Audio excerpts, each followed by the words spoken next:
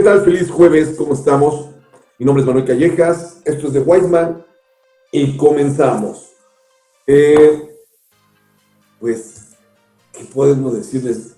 Ya se está acabando el año. Es impresionante cómo este año que ha sido el año perdido, llamémosle así, está terminando. Entramos en el último cuarto del año, es decir, nos quedan 3 meses, octubre, noviembre y diciembre. O sea, es impresionante cómo se ha ido el tiempo. Cumplimos hace unos días 6 meses del encierro de la pandemia, la reapertura. La noticia esta semana de que posiblemente Chiapas y Campeche reabran a 100%, es decir, entran en semáforo verde. No sé si sea cierto esto o no. Las cosas siguen siendo muy confusas. Los números oficiales son unos, los números no oficiales, con un documento que filtra por ahí Animal Político, dice que es 3 veces mayor el número de muertos y de infectados que tenemos en el país, y no vemos claro, ¿no? Estamos un mes de unas elecciones históricas en Estados Unidos, es decir, ¿se reelige o no se reelige Donald Trump? Esperemos que no, pero en fin, la generación X, la generación a la que pertenecemos, nos ha tocado vivir cosas únicas, y hoy que retomo el tema de la semana pasada, donde empezamos a hablar sobre las generaciones, hablamos un poco del preámbulo de las primeras generaciones, la generación del silencio, los baby boomers, y hoy voy a empezar a entrar a la carnita, a la generación X. Para poder entrar a la generación X completamente, voy a hablar de las características socioeconómicas, políticas y demográficas de las generaciones anteriores. Las generaciones, según algunos expertos, se dividen por cuestiones de brechas generacionales, brechas financieras, brechas tecnológicas y brechas culturales. Cosas que también aparecen en las naciones y dentro de las naciones. Un ejemplo claro, hay una brecha de cualquiera de estas entre la sociedad norteamericana y la sociedad mexicana. Pero al interior de nuestro país también hay una brecha entre las sociedades de Nuevo León con la sociedad chiapaneca. Y dentro de este entorno estatal, llamámoslo así, hay una diferencia entre la sociedad de Tuxtla Gutiérrez con la de las Chuapas. Son distintas. Y nos podemos ir más adentro hasta llegar a núcleos, podríamos decirlo, municipales o residenciales, donde hay diferencias generacionales, financieras, culturales y hasta tecnológicas. Y esto ocurre, y es lo que da la formación en grupo a las generaciones. Así es como los expertos tratan de encasillarlos. Y hablándolo desde este punto de vista, en la primera generación, la generación del silencio, la que se enmarca como tal, aunque hay 2 generaciones atrás, hablaremos después de ellas, porque es un contexto importante entender cómo se cimenta el siglo XX a partir de estas 2 generaciones. Podemos decir lo siguiente. El contexto político de la generación del silencio, aunque hay diferencias entre las definiciones que dan los expertos como tal, es que se da entre principios de siglo y el casi inicio de la Segunda Guerra Mundial. Hay quien dice que es la generación que vivió entre las 2 guerras y coexistiendo en la parte de la Gran Depresión. de los años 20. ¿Cuál es el contexto? Vienen de una... Esta gente de la generación del silencio nace y es acuñada en unas familias que todavía viven en el punto de la aristocracia, donde todavía se espera y se habla de títulos nobiliarios. No hay destape, o sea, es muy difícil ver una mujer en la cual se le vean los tobillos, por ejemplo. Los talentos tecnológicos de esa época pues no son más que en un principio el telégrafo como medio de comunicación, pero empieza a surgir la luz eléctrica. La luz que tenemos a principios del siglo pasado no existía, se empiezan a alumbrar las casas. Y esto va a traer una revolución tecnológica importante porque ellos van a empezar a ver cómo aparece la radio. Sí, la radio. Y las estaciones. Y programas que van a unir a la familia para sentarse en las tardes y en la noche. Así como ahora nosotros vemos la televisión. Se juntaban las familias a escuchar la radio. El contexto era, pues había de dos sopas. O eras de la clase obrera, trabajadora y campesina, o eras de la burguesía.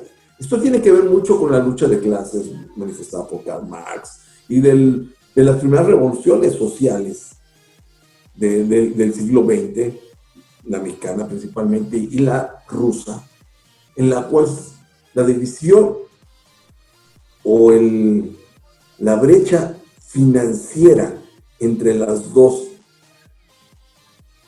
globalizaciones internas del país, la clase trabajadora y la clase burguesa, llamémosla así, se tenía que enfrentar. Y es el origen, básicamente, de estas dos revoluciones. Buscar un trato más equitativo y más racional. Sabemos qué pasa con la revolución rusa, termina en tendencias comunistas completamente, pero la revolución mexicana tenía las mismas tendencias muy de orden social y socialistas. Sin embargo, la cercanía con los Estados Unidos no nos permitía hacerlo eso.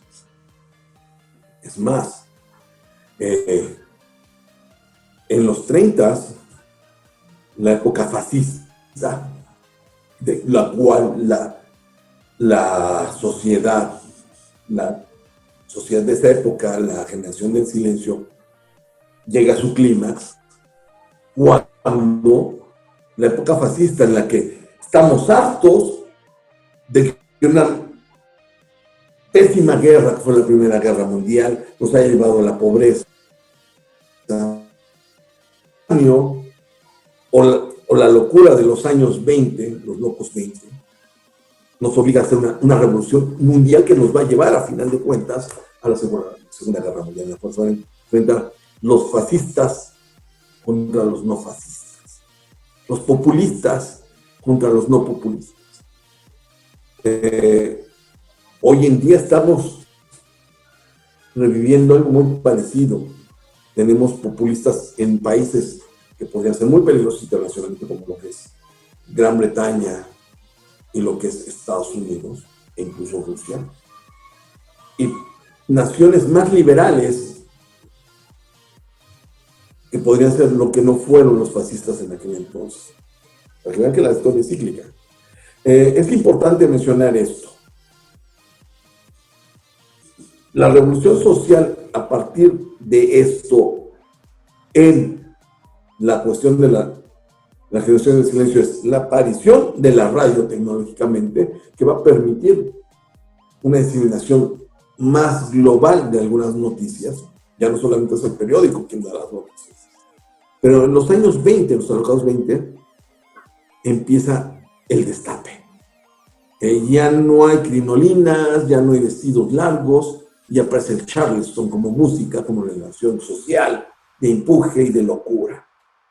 En la cuestión política, nos enfrentamos en dos tendencias, la fascista y la no fascista, que son consecuencias de la herencia colonial que traíamos del siglo XIX. La generación del silencio trae a la luz a sus hijos, que van a ser los baby boomers. Una primera parte, lo mencionamos también, va a empezar a crecer en los albores de la Segunda Guerra Mundial y finales de la Segunda Guerra Mundial, los 40, en la cual hay un contexto parecido al que acabo de mencionar.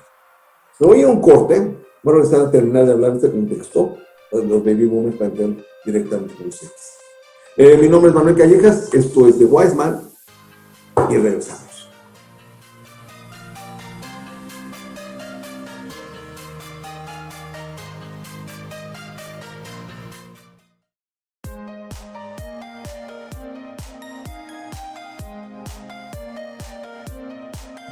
¿Qué tal? Esto es The Wise Man, mi nombre es Manuel Callejas y estamos hablando de nuevo de las generaciones y estoy entrando a la carnita de dónde viene la generación X. Ya hablamos de nuestros abuelos, la generación del silencio. Estoy en la generación de nuestros padres, los baby boomers. Los baby boomers son los hijos de la generación del silencio, surgen por ahí de mediados de los años 30 y van a terminar hasta los mediados de los 60.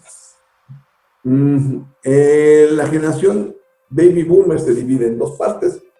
La primera tiene que ver con la Segunda Guerra Mundial y parte de la posguerra, todo lo que son 40 hasta llegar a principios de los 50.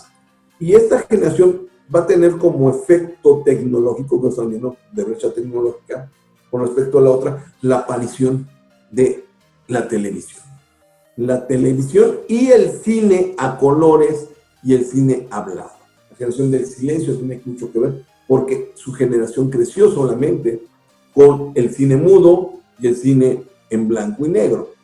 La generación baby boomer o el baby boomer, pues dejan esa parte de la aristocracia, la lucha de clases se empieza a cambiar, empieza a fomentarse o a crecer financieramente y activamente la clase media, en la cual el obrero se vuelve obrero especializado o trabajador especializado administrativamente hablando y empiezan a saborear las mieles del boom americano, el American lifestyle, el estilo de vida americano. Y aquí comienza, donde entonces ya el núcleo familiar se empieza a reducir, ya no es lo que era la familia antes, sale de las ciudades la familia y empieza a comprar casas en los suburbios y necesitan un automóvil. Ese es el contexto económico y cultural. La familia se reduce al menos a 6 miembros, no más, 6. Lo más normal son 4 hijos, esposo y esposa, en la cual la mujer sigue desempeñándose en el hogar, el marido ya con un trabajo especializado, con una jornada laboral de 8 horas por 5 días a la semana, vacaciones, empieza a cambiar el giro. Y empieza a aparecer la televisión por ahí a principios de los años 50, donde ahora ya no solamente la radio es la que aglutina a las familias en la tarde-noche, a la hora de la cena en Estados Unidos, sino que es la televisión. Y un ejemplo claro de esto lo podemos ver en la película Volver al Futuro, en el primer episodio, cuando Marty McFly viaja al pasado en los años 50, estamos hablando de los años 50, y vemos cómo el abuelo de Marty McFly, el papá de su mamá, compra una televisión y la saca a la hora de la cena y es el único aparato. Y aquí vamos a ver una cosa importante de la generación X, Marty McFly, generación X, la mamá de Marty McFly y su abuelo, generación Baby Boomer. El abuelo Old Baby Boomer, la mamá New Baby Boomer, donde Marty McFly es una aclaración. Yo tengo varias televisiones en mi casa y este capítulo ya lo vi. ¿Cómo que tienes varias televisiones en tu casa? Y dice el abuelo, no le hagan caso, está bromeando. Nadie puede tener más de una televisión. Y efectivamente, los baby boomers, tecnológicamente hablando, crecerán exclusivamente con una televisión y en el espectro de comunicaciones podríamos ver cómo empiezan a surgir canales de televisión entre los años 50 y principios de los 70 para darle credibilidad a la cultura de los baby boomers. El canal 2, el canal 4, el canal 8, el canal 13, el canal 11 y el canal 5. Esta era la televisión que teníamos en México hasta finales de los años 70. ¿Qué empieza a pasar también con los baby boomers? Cuando empieza a crecer esa masa social en los suburbios empiezan a tener la necesidad de poner dónde vender su mercancía y empiezan a aparecer las plazas. Y ahí es donde empieza a comercializar y empieza a haber la necesidad de crear los parques de diversiones. Aparece Disneylandia, Disney World. Y esos lugares de esparcimiento donde la familia tiene a dónde ir a pasar el día. ¿Dónde viene el declive de los old baby boomers? En el momento en que aparece el rock and roll, los nuevos baby boomers empiezan a chocar. Hay un choque generacional ahí, va a aparecer lo que se va a llamar como la generación beat, y es donde va a comenzar la separación de esa misma generación en dos ramas. Estos baby boomers van a convertirse los nuevos en lo que es la psicodelia y los hippies. Van a protestar contra lo que no protestaron sus mismos cogeneracionales, por ser más antiguos, pidiendo más libertad. Y más libertad por cuestiones raciales, por cuestiones de género, y de aquí donde entra realmente el feminismo. Y ahí es cuando empezamos a nacer la generación X, a partir de 1965. ¿Y cómo crecemos nosotros? Con una televisión, con un ambiente social muy crespado y viviendo y pidiendo libertades y tratando de abrirnos, y nos lleva a los 70 con la época disco. Y lo que va a pasar con esos baby boomers que se van a convertir en los famosos yuppies, los primeros new millionaires, los nuevos millonarios, de dónde empiezan a salir. Le voy a dar un espacio aquí a Marianita para que pueda platicarnos de su tema del día de hoy, y después de Mariana regresamos para entrar así ya a la generación X per se. Esto es de Wiseman, no es Manuel Callejas. Vámonos con Mariana. Bienvenida, Marianita. Hola, yo soy Mariana y hoy les quiero platicar de una cuestión súper importante que está sucediendo ahorita en México y en la sociedad mexicana. Y bueno, les quiero hablar del feminicidio. Ahorita, actualmente en México se asesinan 10 mujeres por día. Solo el 25% en total de todos los feminicidios se han atendido. Y ha habido un crecimiento desde el 2018 del 13.9%. O sea, ha crecido exponencialmente el feminicidio. Creo que gran parte de esto ha sido porque no se ha reconocido que esto existe, que hay una crisis de feminicidio en México, y las organizaciones y sobre todo las instituciones obviamente han fracasado en implementar medidas para esto, en prevenirlo y sobre todo en una educación a toda la población mexicana, a todo el territorio mexicano acerca de esto, encontrar la raíz de esto, por qué está sucediendo. Es un arraigo cultural, sí, el machismo, pero también atender las causas, atender cada uno de los casos. Y la impunidad también ha sido muy, muy importante en este proceso para las familias, y esto ha traído que más gente lo haya hecho porque no se ha castigado en la mayoría de los casos. Bueno, en México se asesinan 10 mujeres por día y esto ha crecido, como ya mencioné. El problema ha radicado también de una gran manera en que no se ha tipificado en muchos estados esto.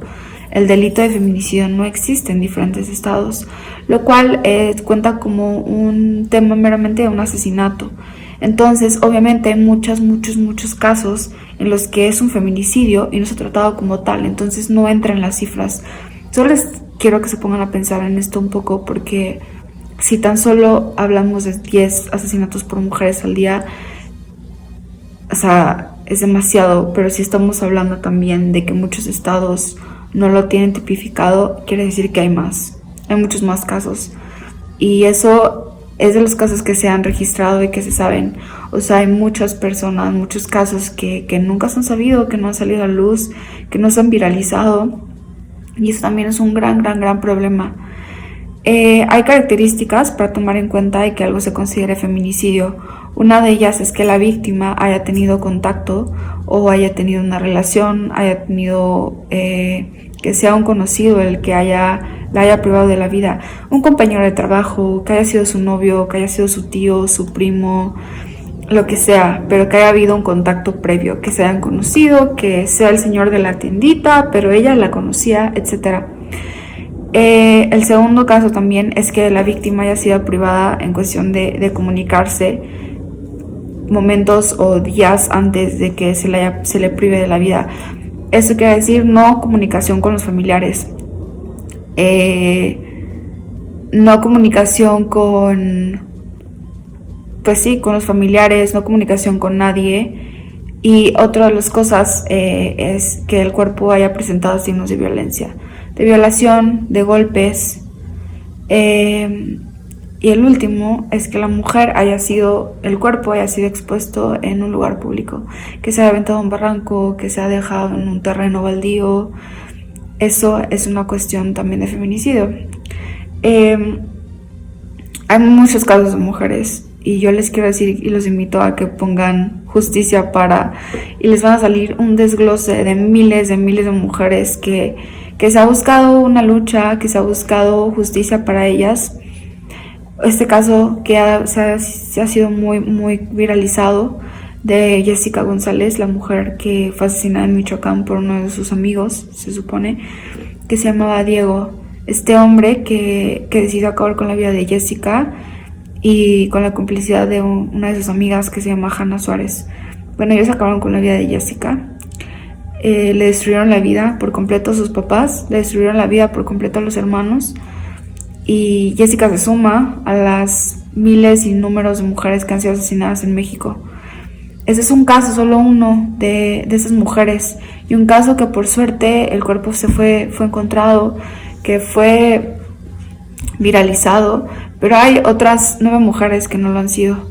En este caso, como es muy común aquí en México, obviamente el asesino se dio a la fuga y no se sabe dónde está. No ha habido captura, no está en la cárcel, no están pagando por lo que hicieron.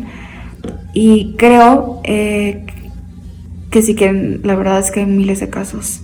Puedo hablar de Fátima, puedo hablar de Mara, puedo hablar de Jessica, puedo hablar de miles y miles de casos de mujeres. Y no solo es cuestión de reconocer que esto está sucediendo, sino también educar. Tratar de educar a nuestros amigos, de educar a nuestros hijos, de educar a nuestros primos, a nuestros hermanos en el tema. México le hace falta reconocer que tenemos una crisis en feminicidios, que somos uno de los países más peligrosos en el mundo para ser mujer. Y esto tenemos la culpa todos, porque ha sido arraigado culturalmente. Y no es que somos machistas y siempre va a ser así, pero creo que hay que reconocerlo y sobre todo atenderlo. Yo les invito a que se metan a internet y lean esto. Lean los miles de casos de mujeres que han sido asesinadas. Y pues sí, creo que más hoy. Y de otra de unas estudiantes de la Náhuac Sur que también ha estado desaparecida. Y por suerte los familiares han podido también viralizar esto. Muchas personas lo han expuesto y la foto de esa niña, no sé, yo de verdad es algo muy triste que México esté en esto, que no se reconozca. Yo espero que haya justicia para todas y cada una de las mujeres que han sufrido en este país, por la impunidad, por la falta de instituciones, por la falta de un gobierno que las apoye y que les dé seguridad. Edúquense, eduquen a su familia, eduquen a sus amigos. Y es un tema de todos. Entonces, gracias por esto y sí.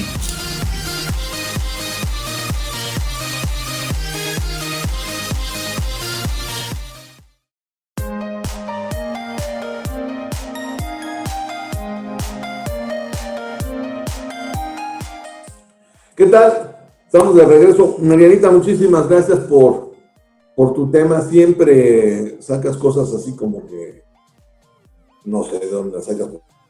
Antes cuestiones muy actuales que tu generación, los millennials, tienen en sí, ¿no? Y ahorita vamos a empezar a hablar de ellos. Pues voy a retomar rapidísimamente el contexto. Estamos hablando que los New Baby Boomers evolucionan de la psicodelia a la época disco, y es cuando su estilo de vida empieza a cambiar. ¿Cuál es el estilo de vida de estas personas? Pues ellos empiezan a tener más de un automóvil. Lo clásico va a ser el auto del padre y la camioneta de la esposa. Esto va a ser en Estados Unidos. Empieza a haber segmentación en la clase media. El hombre va a la luna. Es un cambio tecnológico ahí. Empieza la miniaturización, es decir, hacerse más pequeño todo. Entra en escena el curso tecnológico japonés, es decir, con Japón pasó lo mismo que pasa ahora con China. Lo chino no era bueno, no todo es bueno. Con Japón era lo mismo hasta que se empieza a perfeccionar. Y es en los 70s donde empieza la perfección china. Empiezan a llegar productos importantes de marcas como Sony, Panasonic, Toshiba, que empiezan a hacer impacto NEC en la economía americana. Y es aquí donde el contexto mundial empieza a cambiar también. Los baby boomers cimentaron lo que fue la Guerra Fría, dos vertientes, la vertiente capitalista y la vertiente socialista comunista, el muro de Berlín, en la cuestión del Pacto de Varsovia, la OTAN y el eminente enfrentamiento entre estas dos potencias. Sin embargo, en esta época empiezan a aparecer otros actores que empiezan a gritarse, políticamente hablando. Son aquellos que dicen que las cosas no son en dos polos y que necesitan reestructurarse. Empiezan a aparecer las guerrillas y el terrorismo como tal. El gran conflicto en Medio Oriente se encrespa en este tiempo. Es muy fuerte, hay escenas importantes terroristas por cuestiones de ideología entre los árabes y los sionistas o judíos, podríamos decirlo así, e incluso con el mundo occidental, y empieza el cambio. Empezamos a vivir más rápido, empiezan a vivir mucho más rápido las personas. Empieza a aparecer las computadoras, grandes computadoras, pero ya no solamente en centros de investigación, sino ya en las empresas, especialmente en bancos y en algunas dependencias de gobierno. La época disco, y aparece la PC y las primeras computadoras Apple en finales de los años 70, cuando nosotros, generación X, éramos unos niños.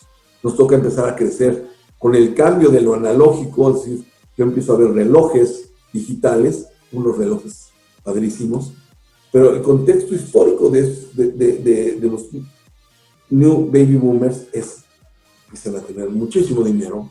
La clase trabajadora se empieza a establecer realmente con un estatus para poder vivir.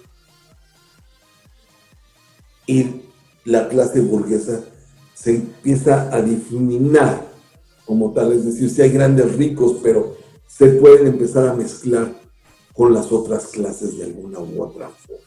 O sea, hay una especie como de homogeneización, podríamos decirlo así. Sin embargo, en el bloque socialista la crisis es encrespada brutalmente. Empieza a darse cuenta la gente que realmente el sueño del socialismo no es más que un sueño. Volteas a la Unión Soviética y a todos los países del muro, después del muro de Berlín, es decir, en condiciones precarias terribles. El comunismo en China y en Corea del Norte es de lo peor. Hambrunas, muerte, lo mismo en Cuba.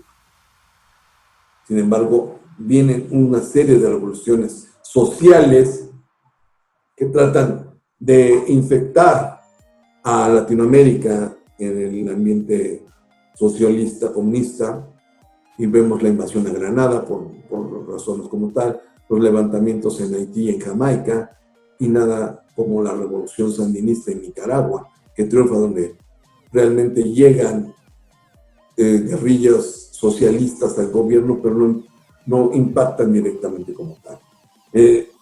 Vivimos el fin en esos momentos de la época de las grandes dictaduras, la dictadura franquista en España, las dictaduras en Sudamérica, Brasil, Uruguay, Paraguay, Argentina, Colombia, Ecuador, Bolivia, y la única que se queda viva es la dictadura chilena, donde surge a partir de la dictadura más emblemática en Latinoamérica, gobierno socialista democráticamente electo, que es el Salvador Allende. En este contexto empezamos a crecer nosotros como niños. El boom petrolero, grandes autos, grandes lujos, aparecen las marcas de ropa, las marcas de vino, la comercialización.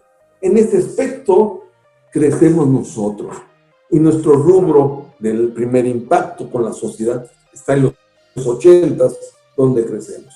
He ahí la importancia de por qué los 80s y los 90s están de vuelta con un gran interés, porque es donde crecimos la generación. Y vamos a crecer todavía con el gran temor, la colita de ese gran temor de una conflagración nuclear, esperando que un día los soviéticos aprieten el botón o el loco de Ronald Reagan lo haga. Hay una película que les invito a aquellos que no la vivieron. Un día después se llama. Véanla. Para mí fue significativamente vivir esa película, donde hablaba qué pasaba si había un ataque nuclear en Estados Unidos por error. ¿Y qué pasa el otro día? Véanla, es interesante. Estamos en ese momento, estamos en los principios de los 80, donde ya entramos en la acción de Generación X. Me voy al corte con César Benedicto Callejas, nos va a dar su recomendación sobre el libro esta semana. Regreso para darle el preámbulo a lo de la Generación X y a despedirnos. Esto es de Weisman, Manuel Callejas, y vámonos con César Benedicto. ¿Qué tal? Soy César Callejas, de Cisterna de Sol, en la colaboración para The Weisman, y vamos a hablar de un libro de culto durante los años 60, 70 y todavía hasta los 80 del siglo pasado, Rayuela, de Julio Cortázar. Esta es una edición conmemorativa de la Academia de la Lengua Española, con diversos estudios académicos sobre el tema, pero rescatar sobre todo el sentido lúdico de la novela. Se trata de una novela muy peculiar, que se puede leer en sentido lineal del capítulo 1 al capítulo 57, o bien siguiendo una tabla de capítulos salteados que duplica el número de capítulos, para tener dos historias en el mismo libro, incluso muchas más si se descubren nuevas formas de leerlo. Rayuela trajo a la palestra el boom latinoamericano. Es el primer gran libro del boom latinoamericano que dio a conocer a nuestros escritores en el mundo.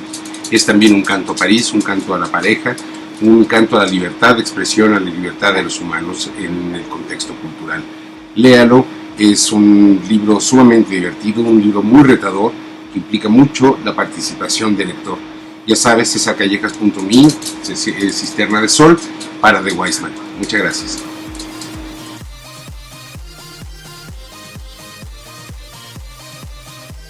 Gracias, César. Muy buena recomendación. Por cierto, estuve viendo tu entrevista con Luis Gili. La vamos a subir a la página de Weisman, ahí en Facebook. Chequenla. Muy, muy buena plática la que tuviste. Excelentísima.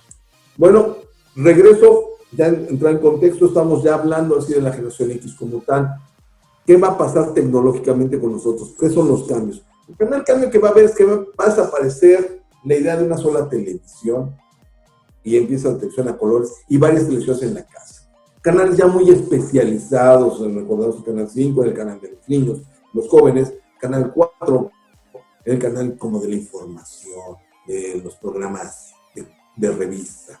El Canal 2, el canal de las mujeres y de las noticias, El canal 8 se convierte en canal 9 y empieza a ser una especie de amalgama de varias cosas que hasta la fecha no ha encontrado su identidad. Canal 11, un canal del Estado, al igual que el 13 en aquel entonces, para Imevisión, eran los canales oficiales. Pero no solamente eso, empieza la televisión por cable y la televisión satelital. Es decir, empiezan a haber muchos otros canales, aunque de paga como hoy en día, pero ya con otra tendencia. Lo más importante es cómo surge MTV. MTV es emblemático para la generación X, para nosotros.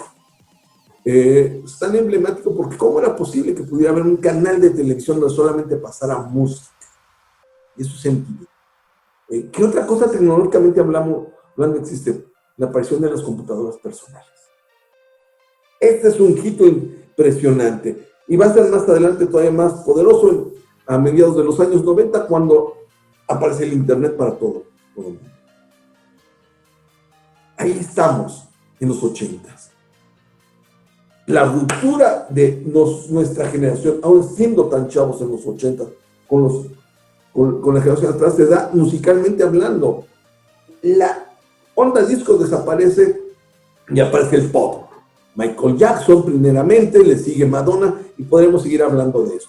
Eso lo vamos a hacer en el próximo programa, donde hablaré ya netamente de la generación X y empezaré a dar los preámbulos de la generación Y. Esto es The Wise Man, mi nombre es Manuel Callejas y fue un placer estar con ustedes hoy y todos los jueves.